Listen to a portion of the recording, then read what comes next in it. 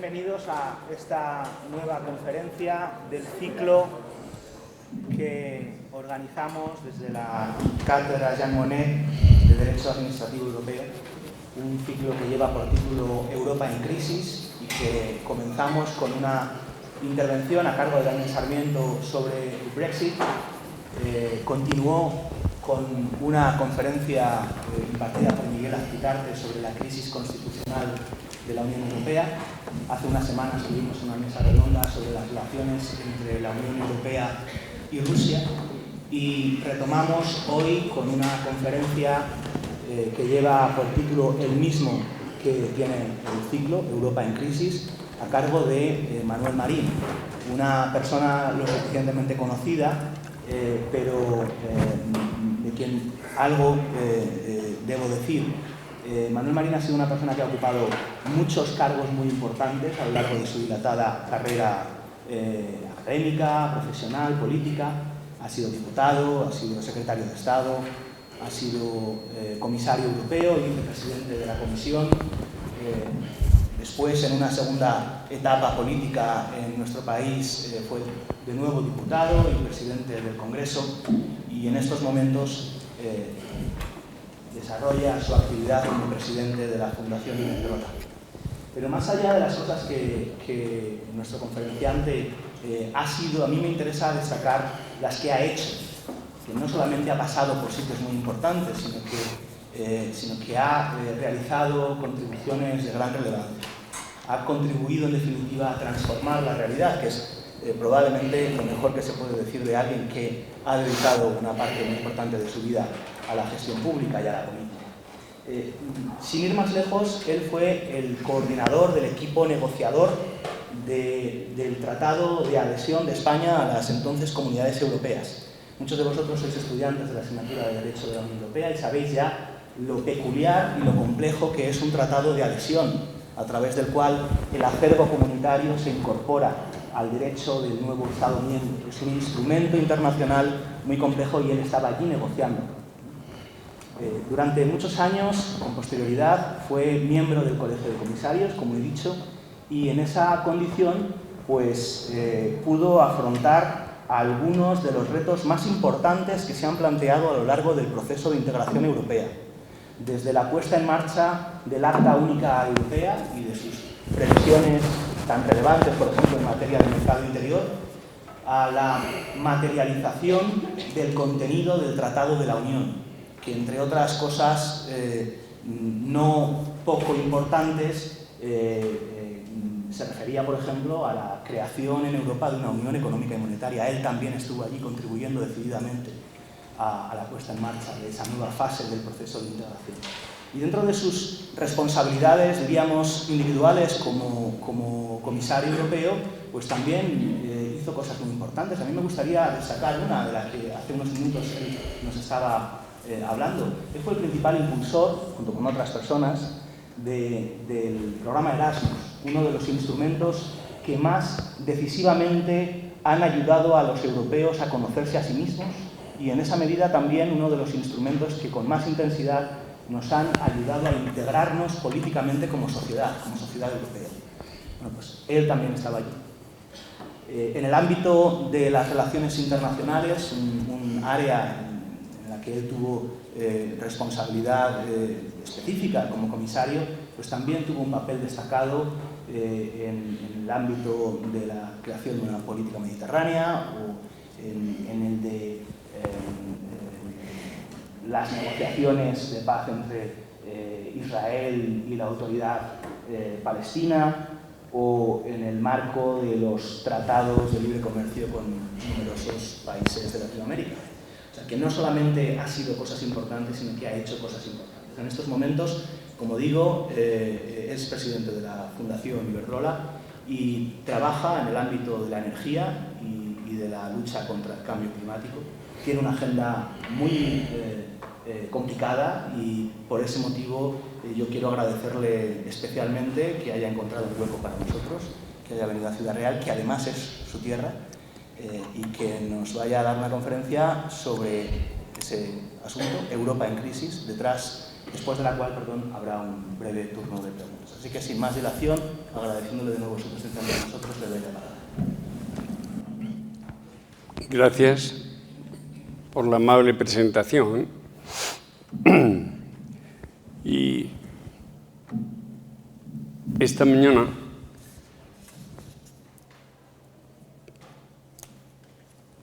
al venir aquí dije, bueno, ¿qué hago? ¿Y qué le digo a los estudiantes respecto? ¿Funciono con los dos o molesto mucho el eco? ¿Ahora? Sí.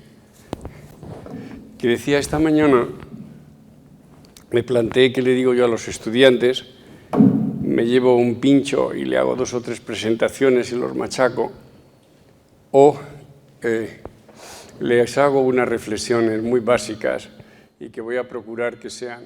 Y entonces el título es tan expresivo, Europa en crisis, que se me ocurrió, pues, al hilo del título, intentar pues, confirmar lo obvio. ¿El proyecto de integración europea está en crisis?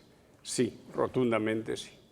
Lo estáis viendo todos los días, en las noticias, en las teles, en los debates públicos.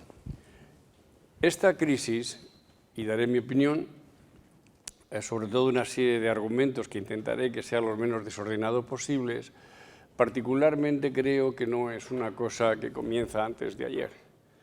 Este proceso de crisis y de pérdida de vigor en la integración europea, yo creo que arranca del año 2000.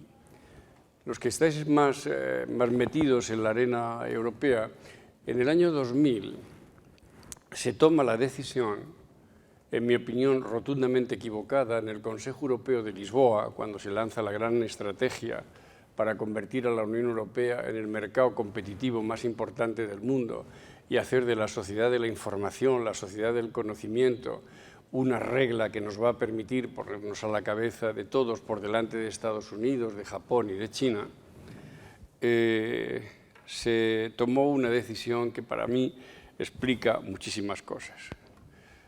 Hasta esa época, yo que tuve la oportunidad de trabajar en una comisión potentísima, que fue la de Jacques Delors, en una muy débil, la de Santer, y haber visto, estuve en Bruselas, en la negociación 4 años y luego trabajando en la comisión 18, entonces a lo largo de 18 años metido en la sala de máquinas, que es en realidad lo que es la Comisión Europea, digo, metido en la sala de máquinas ver muchísimas cosas. Y fruto de la experiencia, pues llegas a sacar conclusiones muy elementales.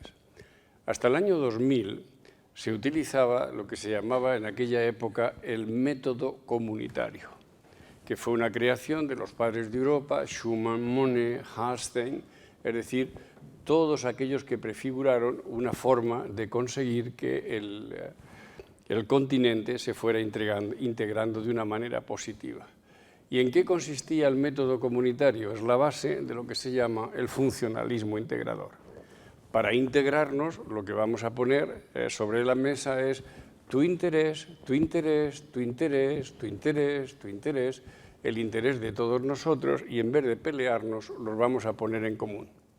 En consecuencia, el método comunitario exigía siempre un acuerdo político de los intervinientes. 2. Ese acuerdo político había que plasmarlo en el tiempo, y a eso se le llamaba tener una agenda. Y una vez construida la agenda con un periodo para aplicarlo, se le daba una base jurídica, pero que era una base jurídica siempre comunitaria, no de los Estados miembros, siempre comunitaria, para que hubiera más integración. Y después de tener el acuerdo, la agenda de ejecución de ese acuerdo, la base jurídica, el elemento central de cualquier política, un comentario presupuestario, es decir, dinero. Entonces, cuando tú defines un método de integración funcionalista que consiste, nos ponemos de acuerdo en los diferentes intereses. Acuerdo que se sostiene con un periodo cierto de aplicación, en 5 años, 10 años, con un periodo transitorio de tal o de cual, estás dando garantía a todos los actores de que es un acuerdo consentido y que se va a realizar de una manera progresiva, con el cual todo el mundo se tiene que preparar. Pero luego, además de eso, tú le das la fuerza vinculante de un acuerdo jurídico, que vela por ello la Corte de Justicia de Comunidades, que realmente es el órgano más federalizante que ha existido en la historia de Europa y menos mal que por ahora permanece intocable. Y después de todo eso, señores, hay que poner dinero, porque una buena idea, excelente idea, si no tiene una base jurídica que lo desarrolle y sobre todo no tiene dinero, pues se queda en la melancolía de una buena idea. Bueno, pues eso que os he descrito de una manera muy rápida, tal vez un poco grosera intelectualmente, es como trabajaba hasta el año 2000 el proceso de integración europea. Pero en el 2000 llegaron los grandes innovadores, Tony Blair a la cabeza, y dijeron vamos a abandonar el método comunitario, que es muy burocrático, y lo vamos a sustituir por algo que llamaron método abierto de cooperación. Y el método abierto de cooperación es no más decisiones comunitarias, vamos a hacer una cooperación, una especie de benchmarking sobre el ejemplo de a quien que lo haga mejor, y esto será siempre guiado y coordinado por el Consejo de Estado, por el Consejo Europeo. Es decir, desaparece la Comisión y prácticamente desaparece el Parlamento Europeo. Y son los Estados miembros, las capitales, las que toman realmente el poder en la conducción de lo que se hace y se deja de hacer. Este método fue absurdo, porque se está basado en el benchmarking, es decir, de todos nosotros en el Consejo Europeo hemos llegado a la conclusión de quien está teniendo la mejor experiencia económica, social, política, de medio ambiente, lo que queráis, hombre, es el primer ministro búlgaro, que lo tenemos allí en la esquina. Y entonces, como lo estás haciendo también, a mi vuelta a Londres me voy a ir a los comunes diciendo a partir de mañana el Reino Unido adoptará las políticas que se están haciendo en Bulgaria. Comprenderéis que esto es un absurdo, que no puede funcionar, porque no va a haber Estado miembro que acepte que el otro lo hace mucho mejor frente a su opinión pública. Y entonces se pone en marcha algo que ha pesado mucho en la crisis, que es, lo digo en francés, no por hacer una pedantería, pero es la jerga comunitaria, como se dice en Bruselas, en los consejos de ministros. Sauf qui peut et tous contre Bruxelles, que en español quiere decir, en castizo, todos contra Bruselas y sálvese el que pueda. Si la cosa ha salido bien, esto se debe a que soy un ministro estupendo o un presidente de gobierno estupendo y gracias a mi fuerza de convicción he conseguido convencer a los colegas de que soy estupendo. Si te sale bien, si te sale mal, rueda de prensa, esto es una burocracia que no puede ser, estamos hartos de Bruselas. Se quiebra un principio básico en cualquier país y en cualquier tipo de integración, que es lo que se llama la lealtad al proyecto. Después de todo lo que os he explicado del método comunitario, existe luego un argumentario fundamentalmente político. Las cosas funcionan porque todos nos avenimos a respetar las instituciones y mantener una lealtad hacia el proyecto.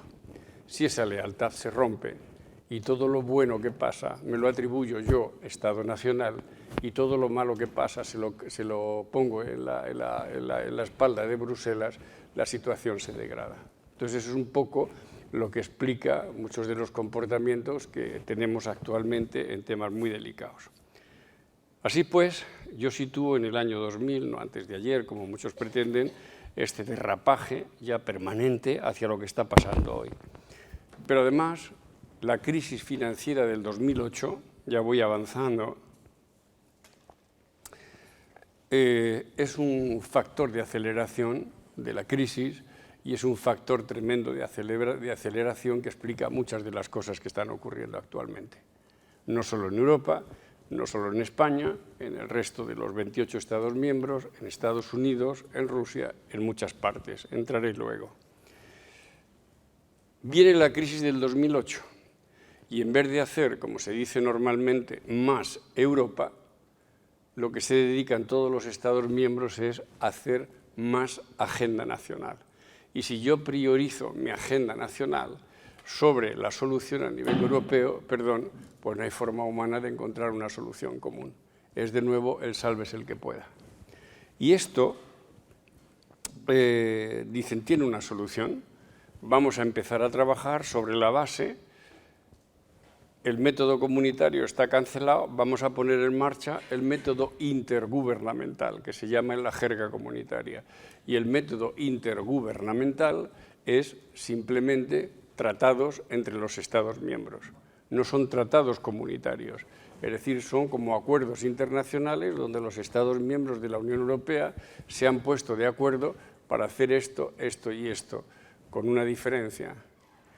Un tratado comunitario tiene unas reglas de voto muy precisas y tú puedes ganar o perder en el Consejo de Ministros.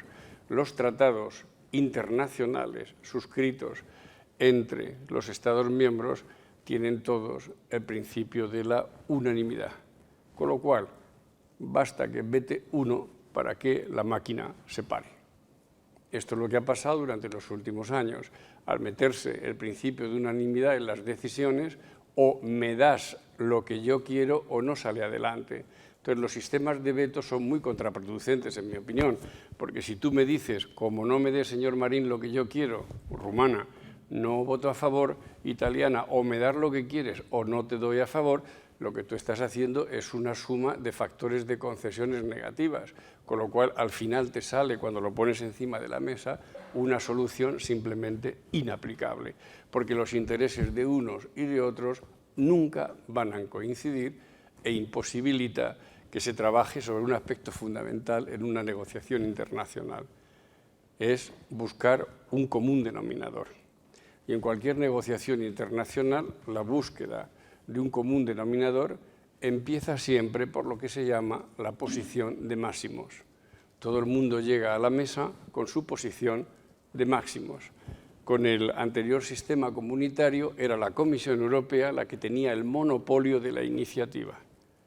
Se hacían en el Consejo los célebres confesionarios, que consiste en ver a todos los Estados miembros individualmente y a solas, donde se le pregunta ¿cuál es tu posición máxima? Pero confiésame la mínima. ¿Cuál es tu posición máxima? Pero confiésame la mínima. Dime tu máxima y dime tu mínima. Y entonces, teniendo la posición máxima, imaginaros sobre un valor 10, mira, yo necesito para mi país por lo menos 8. Pero la posición mínima, ¿cuál es? De verdad, pues mira, si sale un 6, me conformo, ¿me entendéis? Entonces, todos y cada uno están diciendo lo máximo y lo mínimo, y eso te permite encontrar, lógicamente, ponderándolo, lo que se llama el mínimo común denominador. Y entonces será siempre una decisión que vendrá muy asentada porque recoge el interés de todo, es verdad, con una solución de mínimos, pero eso te permite avanzar. La otra solución es o me das todo lo que quiero, posición máxima, o voto en contra. Y si voto en contra, la solución no sale. Ese es el elemento para mí desgarrador que se acelera por la crisis económica. Y nos encontramos en el debate de cómo hacerlo para el futuro. Se ha producido un cambio trascendental, que es el colapso de la Unión Soviética, la caída del muro de Berlín, y emerge una situación que es nueva, que es la integración alemana. Y eso produce que, obviamente, Alemania se convierte en el principal país, en términos de economía, en términos políticos, en términos de peso demográfico, etcétera, etcétera. Y entonces es el gran debate, viejo en Europa. ¿Qué es lo que queremos? ¿Una Alemania europea o una Europa alemana? Entender el matiz. Con la integración europea se evitó los dos males de la Primera y Segunda Guerra Mundial. Alemania dejaba de ser un riesgo para la estabilidad del continente porque era una Alemania europea. Y entonces se empieza a construir algo que va a generar mucha tensión, no lo digo esto con animadversión hacia Alemania, en absoluto, entenderme, donde en último término el más fuerte va a imponer sus tesis. Y entonces nos encontramos que todo el desarrollo de la Unión Económica y Monetaria de estos últimos 10 años está impregnada de la filosofía, por así decirlo, de la Europa luterana y calvinista. Es decir, ustedes tienen que empezar a ser todos ustedes virtuosos. La virtud es un elemento de cohesión social. Es, si no lo habéis leído, leerlo, La ética capitalista de Max Weber. Tenemos que buscar una ética incluso para ganar dinero. Están bien los fundamentos, yo participo en muchos de ellos. Y además tenemos que trabajar a partir de ahora en economía sobre 3 principios muy luteranos de los países que hicieron la reforma, que son austeridad, ahorro y ascetismo. Austeridad, ahorro y ascetismo. Austeridad, porque hay que tener sentido del límite para cuándo se gasta. Os pongo ejemplos para que comprendáis también la posición de los otros que nunca se cuentan en la política española. España ha recibido, desde que se inauguraron las políticas de cohesión económica y social, gratis e amore, del presupuesto comunitario el equivalente al 1,2, 1,3, 1,4 del Producto Interior Bruto español, lo que se llaman los fondos estructurales. Ese dinero venía de Bruselas, ahí tiene usted 9.000, 10.000, 15.000, hasta 14.000 millones de euros trasladados al Tesoro español. Insisto, gratis e amore. Se lo doy para que usted, con este dinero, desarrolle políticas públicas potentes que efectivamente permitan el despegue. Eso nos ayudó mucho. Cuando entramos en el mercado común de la época, España era un país que tendría 5.500, se medía en dólares, no había euros en aquella época, 5.000, 6.000 dólares de PIB per cápita. Hoy España tiene 22.000, 23.000 euros, es decir, el progreso que ha tenido España en los últimos años ha sido espectacular. Pero si eso está bien, un alemán, imaginaros de la época de la zona de la Merkel, Pomerania, Mecklemburgo, la antigua Prusia, pegadita al Báltico, hija de protestantes, su padre, ¿cómo se llamaba aquella película sueca? Seguro que Luis Arroyo se acuerda de esta película de Bergman que retrata la educación luterana y calvinista de 2 niños suecos, que no os acordáis de la película. Eran de las películas de arte y ensayo que teníamos que ver para estar un poco cultivados en mi época, ¿no? Y retratan ese tipo de educación. Tienes que ser austero, tienes que ser ahorrar, porque eso está bien. Y luego además tienes que ser asceta, es decir, tienes que vivir, hombre, de una manera correcta, pero sin mucho aspaviento. Viene aquí, imagínate una persona de este tipo, lo que te cuentan. Schäuble, el ministro este que está en la silla de ruedas por un atentado terrorista, lo habréis visto en la tele. Y claro, viene aquí y aterriza en la T4. ¿Conocéis la T4 de Madrid? La terminal. Pues una cosa realmente impresionante. Teníais necesidad de hacer esta auténtica catedral de 50 metros de altura. Y dice, no, pero nosotros, bueno, hemos progresado mucho, fíjate el AVE, y se sube en el AVE. Y claro, llega a Málaga, dice, ¿cómo va esto? Si es que tenéis 3 veces más de kilómetros de vía de AVE que en Alemania. ¿Vais comprendiendo? Y entonces dice, bueno, ¿y era necesario hacer esto? Te traes a un ministro danés, sueco, hecho en esta cultura, y llegan, no sé, a el jubileo de Santiago de Compostela. Y resulta que llega y dice, joder, puedo aterrizar en A Coruña, en Santiago, en Vigo y un poquito más lejos en León. Y entonces, claro, en términos de vuelo, la distancia entre estas capitales, en términos de vuelo a 900 kilómetros por hora, son 4 minutos. Y entonces te hacen la pregunta, oiga, ¿necesitaban ustedes tener 4 aeropuertos internacionales a 5 minutos de vuelo uno de otros? ¿No podían conformarse con uno? Para el noroeste, otro para el centro, otro para el norte, otro para el sur. ¿Veis lo que os quiero decir? Entonces, muchas de las cosas que han pasado se tienen que explicar un poco también viendo la lógica del otro lado. para explicar muchas veces una cosa que es muy propia de España, y es que los demás nos maltratan porque nos tienen manía, es que los demás siempre justificar cosas que ocurren por la teoría de la conspiración, pues es algo que es muy grato para la prensa, para la política. Quiero suponer que para la academia en absoluto, porque se impondrá el rigor científico, pero es explicarlo, ¿no?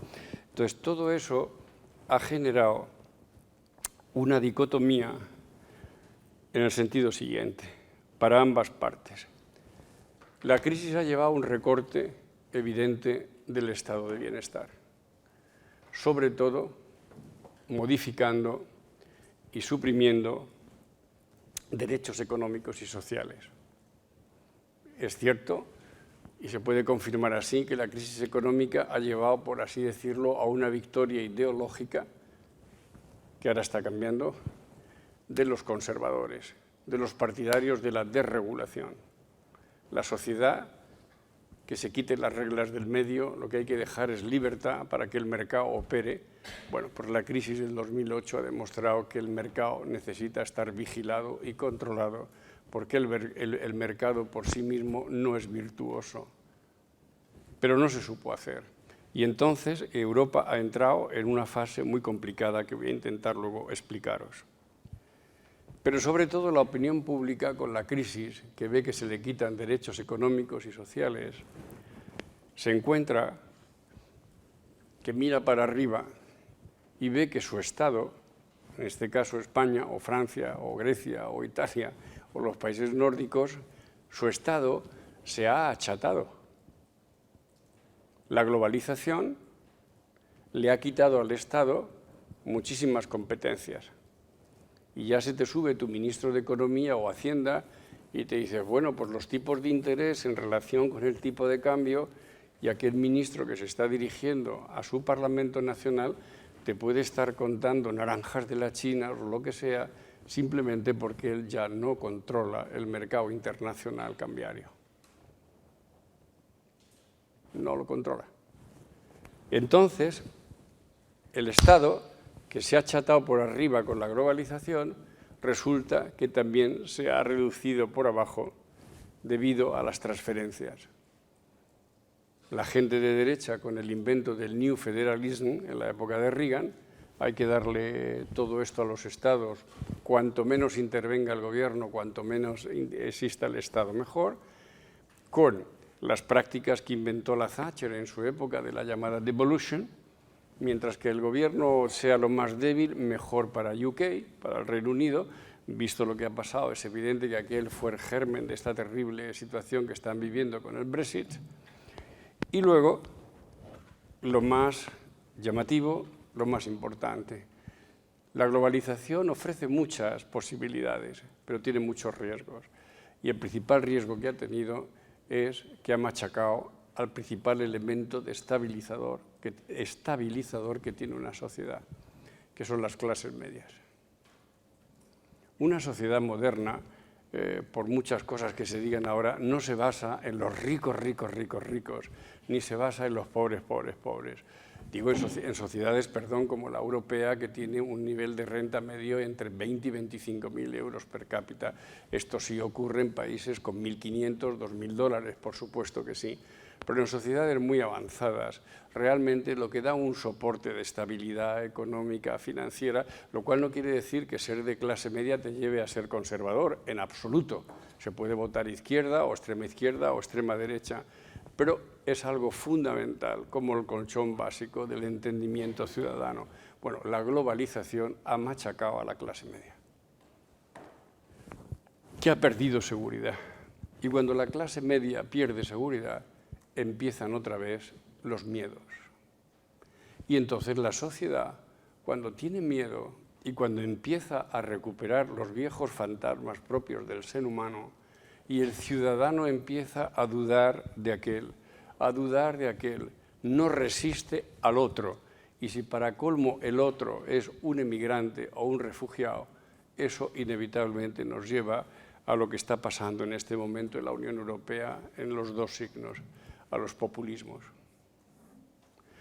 Y entonces, que lean o que alguien, un profesor de historia, les hable de Stefan Zweig y las memorias de un europeo. Este escritor austriaco que se pegó un tiro desesperado y que narra en un libro absolutamente magnífico lo que significa trabajar con el miedo hacia el vecino, con el miedo hacia el otro, porque eso es la anticipación de una sociedad intolerante que inevitablemente te lleva a un populismo reaccionario de extrema derecha o a otro populismo de extrema izquierda. No digo que compartan programas políticos, que no lo comparten, pero el origen y la base y la necesidad de cargarse al sistema, tenéis la expresión populista más vulgar y reaccionaria que se ha producido últimamente, no en Europa, en los Estados Unidos con el triunfo de Trump. Es una mecánica, pero Trump hacía un discurso que lo podía estar haciendo pues Tsipras, por no citar ningún caso español para no molestar a nadie. Nos vamos a cargar el sistema, nos vamos a hacer esto luego no se hace, pero bueno. Y eso pues capta todo el voto, que es el que ha ganado él, del obrero blanco, producto de la crisis industrial, que se ha quedado sin ningún tipo de recurso, y por qué no decirlo, un dato fundamental que se observa muy bien en Francia, en el caso de la transferencia de voto de las zonas de la banlieue, de las zonas obreras, a Le Pen. ¿Por qué? Porque el fenómeno es muy clásico y está muy estudiado. Un emigrante va a un país europeo, se instala, y el objetivo de ese emigrante es nacionalizarse, primer objetivo, y segundo, matarse a trabajar para que sus hijos progresen. Estudien y, si pueden, que lleguen a la universidad, y su sueño antes de morirse es tener hijos e hijas que hayan hecho una carrera universitaria. Esa es la lógica de la inmigración. Caso de Molenbeek, que yo conozco muy bien en Bruselas, donde esto de los atentados, emigrante de primera generación, matándose a trabajar para sus hijos. Detroit, en Estados Unidos, lo que fue la gran patria del automovilismo, es una ciudad absolutamente siniestrada, no queda nada, todo se ha ido. Hoy día, un obrero, trabajador, emigrante de México o de Salvador, está cobrando ya $9,50 por hora, que es el salario obligatorio en Estados Unidos, $9,50. Entonces, ¿por qué se ha producido algo que la gente no entiende? En Europa se ha producido muchas veces. Esa familia ya instalada, que está la madre trabajando limpiando escaleras, que ahorra dinero, de pronto descubre que en la casa de al lado le ha entrado o un vietnamita o le ha entrado un ecuatoriano que en vez de cobrar $9,50 empieza a trabajar en negro cobrando $4. Los privilegiados, yo soy uno, yo eso no lo veo, pero la gente que vive en barriadas, digamos, más populares, evidentemente el primer roce que tiene es el emigrante. ¿Me habéis comprendido? Entonces, ¿por qué gran parte han votado a Trump, siendo Mexican America o siendo latinos? Porque son latinos instalados. Y los principales adversarios muchas veces de la inmigración no son los tipos de derechas que viven en La Moraleja. Eso no es verdad. Es la gente que vive en Usera, es la gente que vive en La Latina y es la gente que vive en Vallecas. ¿Por qué? Porque es ahí donde van. Y es ahí donde ellos tienen la competencia brutal de perder su empleo. Las cosas son pues mucho más complejas de lo que muchas veces se cuentan aquí y allá. Entonces, esta experiencia que se explica desde el ángulo reaccionario como del ángulo extremista, pues tiene además en el caso europeo estos populismos un corte cultural y político realmente sorprendente. La Europa que hizo la reforma de Lutero, Erasmo de Rotterdam, Tomás Moro, que genera estos valores austeros, tenéis un dato. Yo he estado malito un tiempo y, bueno, los de mi, ¿cómo se dice eso? Los compañeros de promoción del Colegio Europa diciendo, vamos a ver a Manolo, y nos fuimos a Toledo.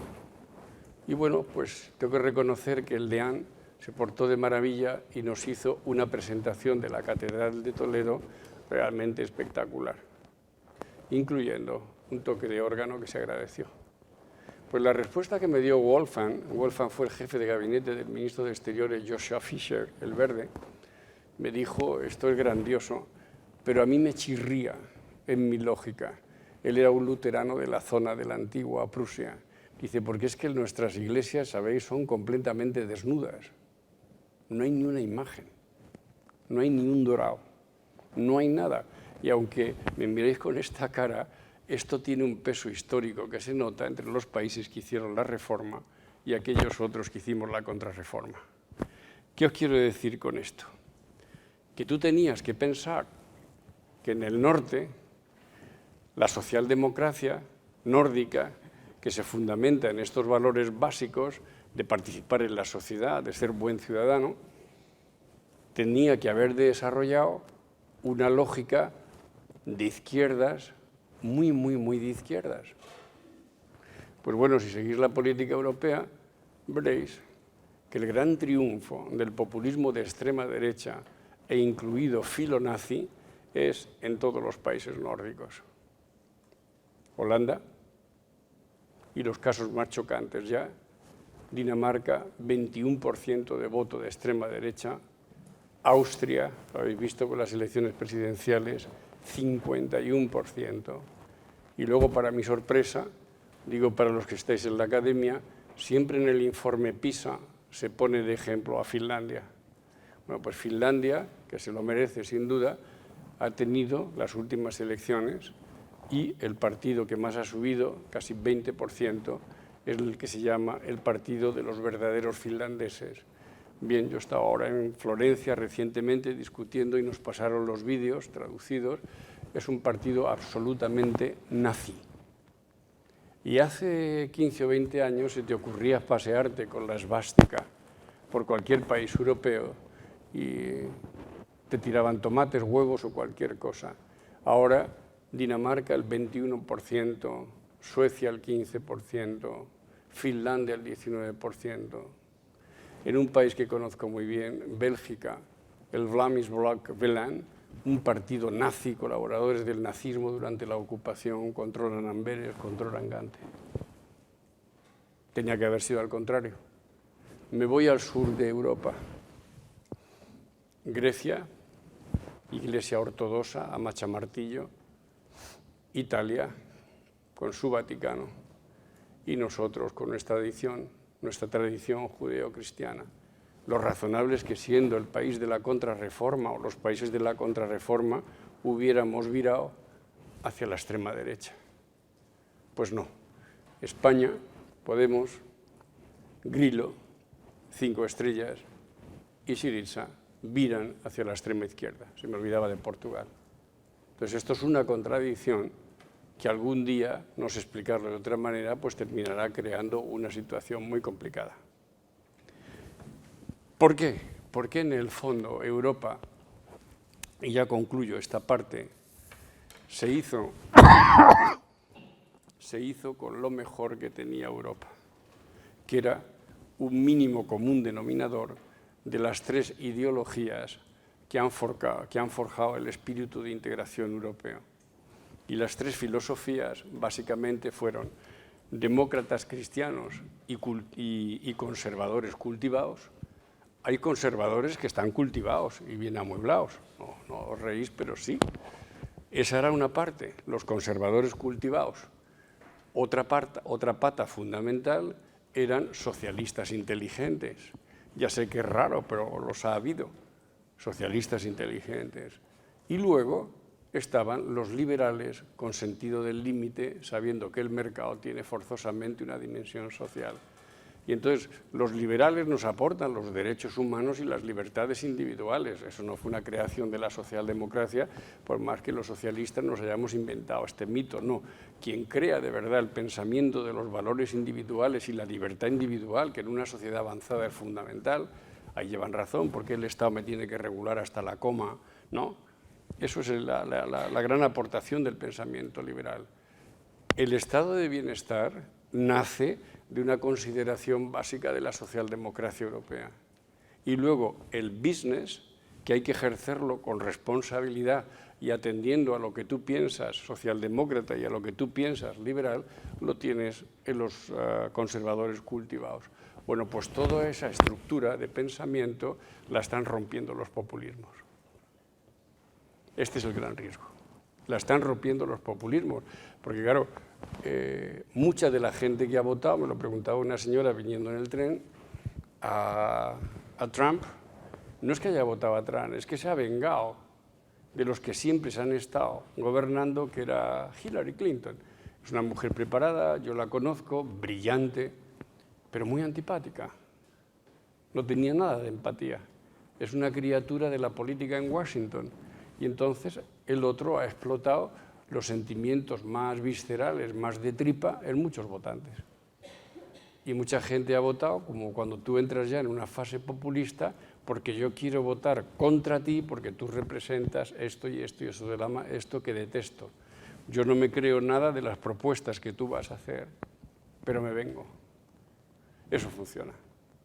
Y eso está rompiendo las tres, digamos, vías en los cuales esto podía funcionar. Así las cosas. Mi conclusión.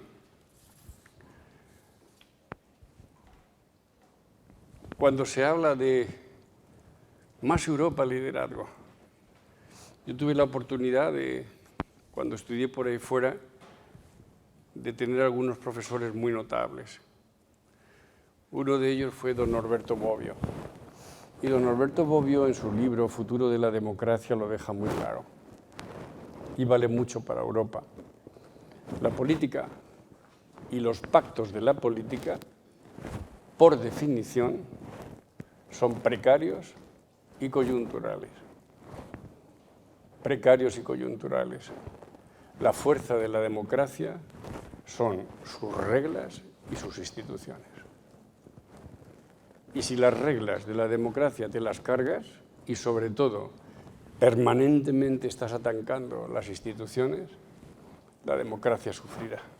Y el pensamiento de Jean Monnet, cuando intentaba explicar el sentido del funcionalismo y el método comunitario. Los líderes están bien, pero los líderes son hombres. Y resumía, los hombres pasan, las instituciones permanecen. Entonces, el riesgo que hay con los populismos de cualquier origen es ese ataque permanente a las instituciones, la democracia representativa, hoy el rey al carajo, hoy digo por las noticias que hay cuando venía de Madrid. Eso al final termina destrozando todo. Pero bueno, esto es lo que yo pienso y ojalá no pase.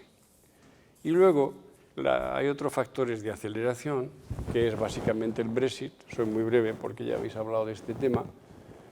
Mi experiencia personal, como ya estoy libre de cualquier atadura, porque ya ha pasado el periodo de 15 años donde yo me debía ciertos deberes digamos, de confidencialidad, yo me quedé pasmado porque a Farage yo no le conocí mucho, no le podía conocer cuando era europarlamentario, porque era un señor absolutamente atrabiliario, que a las 11 de la mañana ya no se podía hablar con él porque se había metido para el cuerpo 40 pintas.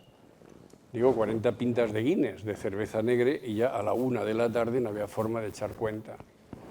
Y a Boris Johnson lo tuvimos que sufrir porque durante 10 años fue el corresponsal del Daily Telegraph en Bruselas. Él estaba en la sala de prensa y su hobby principal era tirar al pichón contra el comisario. Es un tipo muy brillante, es un tipo muy listo, capaz de inventar historias y además, pues eso de tirar al pichón contra alguien que tiene una representación institucional, pues creaba el jolgorio de toda la sala de prensa y todo el resto de los colegas, aunque no estuvieran de acuerdo con él, le aplaudían. Ese efecto mimético pasa mucho en el mundo de la comunicación. Y cuando salió este hombre elegido alcalde, pues ¿qué queréis que os diga? Y el discurso que tenía. Un tío además que esconde que es turco. ¿Sí? Su abuelo era turco. Pero vamos, no hay cosa peor por el fenómeno que os digo de aquel que ha subido socialmente, que se ha integrado en un lado u otro, de lo que más huye es de que le hagan una interpretación de simbiosis. No lo acepta. Pero cuando ese hombre salió de alcalde yo me quedé perplejo. Y entonces, pensándolo fríamente, no me creía nunca que estas dos personalidades, entre comillas, pudieran arrastrar a un país tan extraordinariamente maduro como el Reino Unido. ¿Cuál es la política internacional de Inglaterra? Lord Hamilton. No me hable usted de política internacional, hábleme usted de los intereses de Inglaterra. Hace varios siglos definieron los británicos esta mi línea, mis intereses.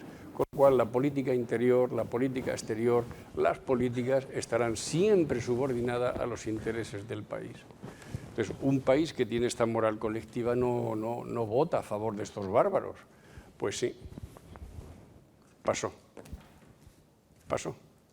Entonces, va a ser una situación muy complicada porque sabemos muy bien en las instituciones cómo entrar a uno que está fuera hacia adentro, porque ha habido muchas ampliaciones, pero lo que nunca se ha hecho es conducir para atrás sacando a alguien que estaba dentro.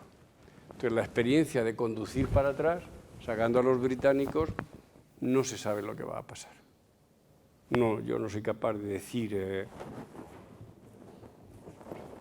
Otro factor acelerador es el tema de los refugiados, que como pasó en la guerra de Bosnia, pues Europa ha perdido su dignidad, porque millones de absorber en España, fíjate, creo que hemos absorbido, no llega ni a 30, nuestro compromiso era de unos, creo recordar, unos 16, no, eran la cuota nuestra, aunque fueran, no me acuerdo ahora, 10, 12.000, tú comprenderás que eso se podía haber hecho.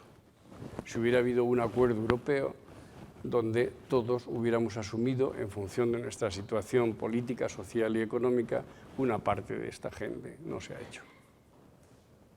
Y un acuerdo con Turquía, absolutamente lamentable, donde se le dice a los turcos, a Erdogan, vale, si quieres que tu gente tenga los visados europeos, te tienes que hacer gendarme de los emigrantes allí en la frontera.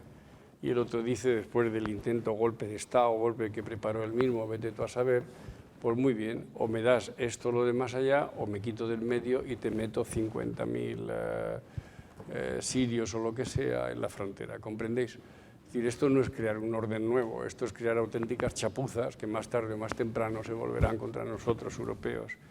Y por último, pues con Trump, como dicen allí, el populismo reaccionario ha ganado en la primera potencia mundial. Lamentable, lo cual pone de manifiesto la necesidad de recuperar a Sócrates y volver al método socrático y entrar en la definición de la vida y de sus consecuencias sobre la base de lo que él llamaba contradicciones negativas. Y sobre la base de contradicciones negativas sumadas a otras en el debate, pues llegabas a la verdad. ¿Qué quiero decir? Que no se trata de que os suicidéis, ni diciendo vaya este tío que ha venido a vernos hoy, pero sí que en el mundo de la globalización, donde se han roto las reglas y donde las instituciones no pintan mucho, en ese mundo creado, el escenario de lo peor es posible. Es lo que os explicarán probablemente en sociología, la ley de Murphy.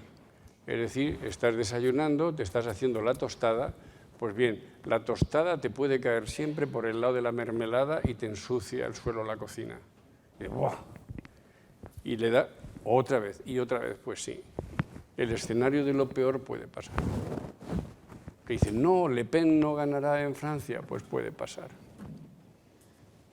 Nadie pensábamos en el Brexit, nadie pensábamos en lo de Trump, cómo la gente iba a votar en contra para poner fin a esa infinita crueldad que ha sido la guerra en Colombia. Y la gente, acordaros, en el referéndum votó en contra. Es decir, el escenario de lo peor es terrible. Y habíamos sido, como seres humanos, capaces de crear instituciones y reglas que nos permitía lo que más aprecia al ciudadano, ser previsibles. Y entonces ser previsible hoy, pues la gente mira y dice, pero bueno, ¿cómo consigo yo que orientar mi vida, la mía, de mi familia, de mis hijos, si están pasando cosas que carecen de una mínima previsibilidad? Bueno, sobre esos datos explicaros que efectivamente Europa está en crisis. Pero, aparte de esto que se dice, para salir de esta crisis más Europa, que eso es una tontería, creo que una vez que terminen los periodos transitorios de la Unión Económica y Monetaria, la salida de Inglaterra, si se produce, del Reino Unido, puede ser enormemente positiva por la siguiente contradicción. Los alemanes y su forma de entender la vida, austeridad, ahorro, ascetismo, nunca van a aceptar que la deuda se mutualice, es decir, que el Banco Central, que es básico, tenga un fondo donde si cualquiera de los que estamos aquí tiene necesidad, recurre a él y se le salva para que no haya crisis, no lo van a aceptar en tanto en cuanto no exista un sistema armonizado fiscal, sobre todo de la fiscalidad del impuesto de sociedades. No lo van a aceptar nunca el Parlamento de Berlín, jamás. La salida de Inglaterra permite dar un gran paso, porque el que ha vetado siempre que haya impuestos uniformes en la Unión Europea ha sido Londres, porque como tiene la City y todo lo que pasa en la City, nunca le ha interesado un sistema armonizado. Si Londres se va, se abre la puerta a un entendimiento general para hacer lo que se llama la armonización fiscal. Resuelto el tema de la armonización fiscal, se puede plantear, después de los esfuerzos de saneamiento y el sufrimiento que ha generado eso, de que se mutualice la deuda en la Unión Europea. Y si esos dos pasos se dan en los próximos 5 años, después de que salgan los británicos, habremos empezado a reconstituir otra vez las reglas y las instituciones. Porque sin reglas e instituciones, los populismos de un lado y de otro jamás darán una respuesta. Jamás darán una respuesta. Y entonces iremos a crear una sociedad cada vez más difícil de, esta es mi opinión, de llevar. Ya termino, me he alargado excesivamente. Disculparme por mi vehemencia, pero esto me puede. Digo esto el discurso. Bueno, y lo grato de estar aquí esta mañana.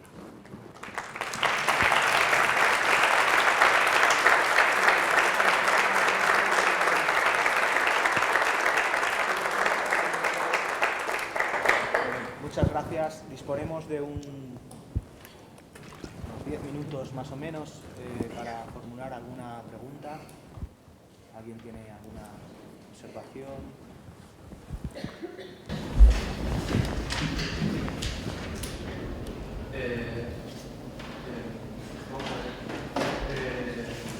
Estoy de acuerdo sobre todo con el planteamiento analítico que has hecho de la situación política. No te oigo bien. Estoy de acuerdo con el diagnóstico y el análisis que has hecho de la situación política en la Unión Europea, pero yo quiero apuntar a un componente que no has hecho mención y que creo que también ayuda a entender la situación de crisis política en la Unión Europea. Y es que hasta hace 2 años había 5 países en los que gobernaba el principal partido de la centro-derecha, conservador, y el principal partido del centro-izquierda, socialdemocracia, que eran Grecia, Irlanda, Alemania, Austria y los Países Bajos, Holanda. Cayó la gran coalición en Grecia, cayó la gran coalición en Irlanda, da la sensación, y las elecciones presidenciales apuntan a ello, que va a caer también la gran coalición en Austria. El año que viene hay elecciones también en los Países Bajos y en Alemania.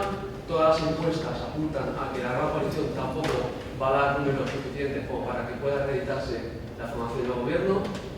En este sentido, puede ser que cuando los ciudadanos dejan de tener alternativa, puesto que los dos focos principales de alternativa gobiernan juntos, realicen una búsqueda de alternativa en otros sitios, sí, claro, hacia los populismos que has apuntado. Claro. Y me refiero sobre todo a que en la Unión Europea se extiende esa gran coalición además con los liberales, y que en una situación coyuntural de tanta crisis como hay económica, los ciudadanos al final, como ha pasado en Estados Unidos también, al final, por castigar o por intentar conocer una alternativa diferente, acaben votando a esas opciones populistas. Y si me permites una segunda pregunta, Sí. has comentado lo de la posible victoria de Le Pen en Francia, o que yo creo que Francia tiene un componente diferente. Pero en el caso hipotético de que se diera esa victoria de Le Pen en Francia, ¿concibes una Unión Europea sin Francia? Sí, la consecuencia que llegas la confirmo, está pasando. Es decir, si partidos, por así decirlo, que se declaraban al principio antisistema, han emergido, es porque los partidos tradicionales han cometido errores mayúsculos, naturalmente. Las cosas no pasan por, digamos, derecho natural en las sociedades, son consecuencias de... Entonces, la parte que tú has hecho sí te la confirmo, es así, es así. No he dicho yo que vaya a ganar Marine Le Pen porque es un sistema muy difícil a lo que te referías con el sistema constitucional del balotaje, de la doble vuelta. Probablemente eso lo impide. Te he dicho que la ausencia de reglas permite que el escenario de lo peor pueda ocurrir. Es a lo que me refiero.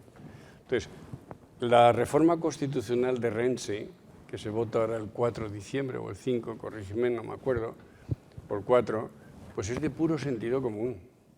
Italia es un país destrozado por la proporcionalidad. Los primeros ministros en Italia duraban 7, 8 meses, 9 meses, otro y otro y otro y otro, de modo y manera que los italianos, que tienen una potentísima sociedad civil, como se dice ahora, van a lo suyo, y para los italianos lo que pase en el Palacio Chigi, vamos, es cuestión de políticos corruptos de mierda. ¿Has visto algún acto de Beppe Grillo? De Beppe Grillo, ¿lo has visto alguno? Cortes, no, entero no. Bueno, pues Beppe Grillo es como Darío Fo, pero el gran actor, pero con menos categoría. Pero claro, lo ves con el pelo blanco, desgañitándose en la Piazza del Popolo y la gente vibra. Pero es razonable la reforma constitucional italiana para cargarse un Senado, que es un parásito, y buscar fórmulas de gobierno que permitan, digamos, la estabilidad, para que se pueda recuperar otra vez la fe de los italianos en su clase dirigente, machacada por los efectos Berlusconi. ¿Ves lo que te digo? Bueno, pues es probable que esa reforma no salga. A mí me parecerá disparatado, pero quiero deciros con esto, llevaros a vuestro ánimo, que muchas de las cosas que están pasando es debido a que las reglas habituales de gobierno se han roto y las instituciones están sufriendo. ¿Y esto por qué? Porque quienes han tenido la responsabilidad de respetar esas reglas y fortalecerlas, y de respetar y hacer fuertes las instituciones que vigilan los derechos de los ciudadanos, simplemente no lo han hecho. Y entonces el ciudadano dice, bueno, ¿cómo quieres que vuelva a votarte yo a ti? Si solo veo en ti la frustración, pues voto a este que por lo menos me dice que la va a liar, o voto a este porque me dice que va a echar a 11 millones. Me preguntaba en el AVE una señora, ¿a usted qué entiende de esto? Le digo, mire, sacar a 11 millones, suponiendo que se puede hacer, es movilizar toda la aviación de Hércules del ejército norteamericano 5 o 6 años. ¿Os imagináis lo que es un puente aéreo para sacar 11 millones? ¿Ves lo que te quiero decir? No los van a echar. No los van a echar, pero bueno, eso crea unas expectativas de que me quito del medio al tío que me está trabajando en negro y está cobrando la mitad que yo. No se va a producir. Muchos de ellos pagan impuestos, ¿ves? Con lo cual inmediatamente van a apelar el habeas corpus al Tribunal Federal, que se los va a dar. Todo es mucho más complicado. Pero ¿cómo es posible que esta gente se haya podido creer tales milongas? Francia, la señora Le Pen no se iría de la Unión Europea. Lo que quiere es cargarse las instituciones y cargarse el modelo y restablecer las fronteras exteriores de Francia y fuera Schengen. Lo mismo que está diciendo UKIP en el Reino Unido. Entonces, Francia, que es un país central, el hexágono,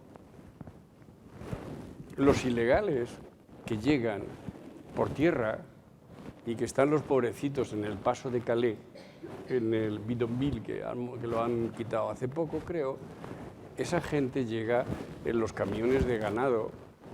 He visto el otro día en la tele que han descubierto, creo que en un coche de mango, en un camión de mango, venían, creo que era así, ¿no? Unos cuantos también de Turquía o no sé dónde. La mayoría de la gente que entra ilegalmente en los sitios llega en avión. Y llega con el visado de turista, la mayoría. Con lo cual, son cosas que dices, Dios mío, ¿cómo se puede creer esto la gente? Pues bueno, pues sí. Es lo único que te puedo confirmar. Pero Francia no se iría. La señora Le Pen, cuando habla de Bruselas, lo que quiere es cargarse lo poco que queda de institucionalidad y recuperar totalmente el control de la frontera y, como ellos dicen, el valor de la República. Sí, vamos. ¿Tenemos alguna pregunta más? Qué amables han sido. ¿Alguna otra intervención? Sí. En ese sentido, si lo que quieres, Más alto, por favor. si lo que quieres es destruir las instituciones, ¿qué quedaría de Europa? Nada. Es que entonces no habría Europa. Porque yo soy, El concepto de Europa. claro, yo soy un funcionalista. Y te cuento la última historia, porque he intentado hacer el esfuerzo el otro día y tuve un fracaso académico, Dios mío. Mi primera clase, cuando yo llegué a Brujas, al Colegio de Europa, que es una institución muy señera, tuve la oportunidad de ser alumno del el rector Henry Bruckmann, que fue uno de los grandes prohombres del movimiento europeo en la sesión de La Haya de 1949 con Jean Monnet y toda esta gente. Y con el profesor Lori, que era el tercer jefe de gabinete de Jean Monnet, un lujo. Y entonces nos dio cita muy temprano, a las 7:30, en la plaza del Beffroi, que estaba un poco lejos de allí, tuvimos que ir andando y al llegar allí estaba él esperando con un autobús. Nos metió en el autobús, salimos fuera del Brujas hacia el campo, hasta que de pronto llegamos al cementerio, que habréis visto en las películas, inmenso, que es el Blamey Cemetery de la Primera Guerra Mundial, que sale en muchas películas, que es un espacio verde lleno de cruces blancas, y lo habréis visto en las pelis, ¿no? Yo nunca había dado clase en un cementerio. Parece una extravagancia dar una clase en un cementerio. Entonces empezó a pedir las nacionalidades. ¿Tú de qué eres? Británico, ven aquí, ponte allí. Entonces fui distribuyendo grupos de alumnos. A mí me preguntó, ¿tú de dónde eres? Español. Me dijo, hijo mío, aquí españoles no hubo en la Primera Guerra Mundial, menos mal. Dice, así que tú te quedas aquí y me llevas la carpeta. Y entonces tuve la posibilidad de ser el que le llevaba la carpeta al rector Bruckmann. Y él empezó a hablar en aquel cementerio y les dijo, os voy a explicar la lógica de Europa. Esto que veis aquí no volverá nunca a pasar. Y por eso inventamos el proyecto de integración europeo. Porque una Europa muerta por el populismo nazi, él lo vivió como holandés perseguido con la invasión de Hitler, sería terrible. Y nos puso como ejemplo, si hay alguien de historia también que lo explique, lo que pasó con la República de Weimar en 1919 y todo el movimiento de Rosa Luxemburgo en Alemania. Se hace la base del estado de bienestar, del estado protector del individuo, se encuentra plasmado en ninguna otra intento de constitución como el de la República de Weimar. Y entonces nos explicó y hizo al final una pregunta elemental. ¿Por qué murió la República de Weimar? Y nos dijo, porque no la defendió nadie. Y la mataron los nazis y lo que en aquella época era Lenin. Es lo que te quiero decir. No puedo ser más concreto. Si tú pones marchas, movimientos de aniquilación, que consiste en cargarte la Constitución, aunque fuera la República de Weimar, lo consigues, pero a costa de un enorme sacrificio que fue Primera y sobre todo la Segunda Guerra Mundial. Hago una trampa hasta que dejé de dar clase en Alcalá con los doctores. Yo le preguntaba a gente de quinto, hacerme unas listas de dictadores. Otra deformación, por explicarte los populismos. Y entonces en la lista, a ver, dime dictadores. Franco, claro, venía enseguida a la cabeza, Hitler, Mussolini, Pinochet. Nunca un negro, nunca un asiático. Y yo les decía, ¿conocéis a Pol Pot? El gran asesino de Camboya, eso sí lo habréis visto en la tele, con este museo lleno de cráneos y tal, que da miedo en Pompeu. Tenía los ojos así. Y creerme que el mayor hijo de puta del mundo que yo he conocido en mi vida profesional se llamaba Mobutu Sese Seko, que además le tenías que llamar así, y el lenguaje zulú quiere decir el gallo, super gallo, que se monta todas las gallinas en el corral. Fíjate, no os riáis, qué grosería tan tremenda, pero él exigía ese trato. ¿Qué te quiero decir?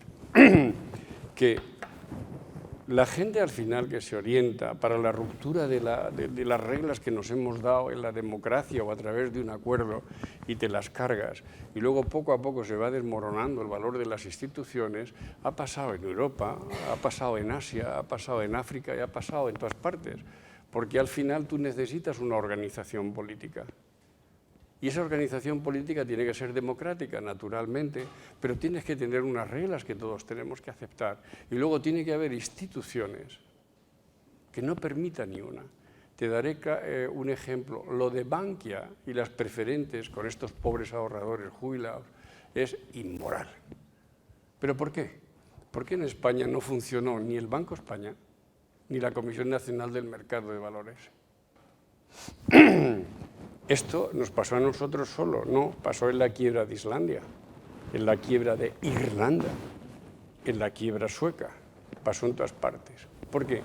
Porque decidimos en un momento determinado que las instituciones eran burocracia de mierda que había que anularlas. No, el ser humano, by definition, lleva factores enormemente positivos de solidaridad, de generosidad, de amor, etcétera, etcétera, todo lo que tú quieras. Pero el ser humano también comporta elementos que son muy negativos. Y eso se corrige solo con las reglas de la democracia. Y luego instituciones que vigilen y sean intratables e intratables, respetando el interés general y de los ciudadanos. Caso teórico. Comisión Nacional del Mercado de Valores. Sale lo de las preferentes y tú tienes un presidente, una presidenta o quien sea, que depende directamente del Parlamento, piden 24 horas comparecer y tiene el coraje de decir, acabo de anular esta emisión de Bankia porque es una estafa. ¿Qué te parece? Se hubiera ahorrado el sufrimiento de muchas gentes. Pero claro, si tú suprimes las reglas, hazlo y ya te juzgará el mercado. Pero ¿cómo te va a juzgar el mercado? Un pobre jubilado, ¿qué capacidad tiene de leer todos los días el IBEX 35? ¿Comprendes ahora? Entonces el Estado tiene que tener por fuerza una responsabilidad pública hacia los ciudadanos y protegerlos. Eso es lo que yo creo.